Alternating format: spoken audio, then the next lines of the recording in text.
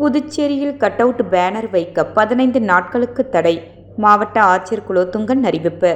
புதுச்சேரியில் மாவட்ட ஆட்சியர் வெளியிட்டுள்ள அறிக்கையில் கூறியிருப்பதாவது: வடகிழக்கு பருவமழை தொடங்கியதைத் தொடர்ந்து புதுவை முழுவதும் தற்பொழுது அடைமழை பெய்து கொண்டு வருகின்றது. இந்த நிலையில் இந்திய வானிலை ஆய்வு மையம் அடுத்த 15 நாட்களுக்கு அக்டோபர் 26ஆம் தேதி மற்றும் நவம்பர் 5ஆம் தேதி வங்காள விரிகுடாவில் அடுத்தடுத்து 2 தனித்தனி குறைந்த காற்றழுத்த தாழ்வு பகுதிகள் உருவாக்கப்படும் அபாயம் உள்ளது என்று வானிலை குறித்த எச்சரிக்கை விடுத்துள்ளார்.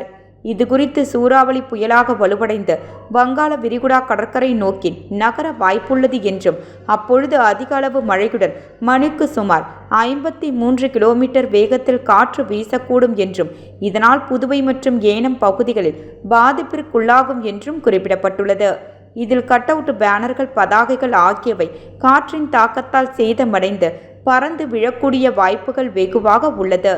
அவ்வாறு நேர்ந்தால் பாதசாரிகள் மற்றும் பயணிகளுக்கு அபாயகரமான விபத்துக்கள் மற்றும் காயங்கள் ஏற்படுவதுடன் போக்குவரத்து மற்றும் அவசரகால மீட்பு பாதைகள் இடையூறு மற்றும் மின் இணைப்புகள் மற்றும் தகவல் தொடர்பு உள்கட்டமைப்பு உட்பட பொது மற்றும் தனியார் சொத்துக்களுக்கு சேதம் ஆகியவை நேரிட வாய்ப்புள்ளது என்பதனாலும் அனைத்து விதமான பேனர்கள், கட் அவுட்டுகள், பாதைகள் போன்றவைகள் பேரிடர் மேலாண்மை சட்டத்தின்படி பேனர்கள் இன்று முதல் 15 நாட்களுக்கு தடை செய்யப்பட்டுள்ளது.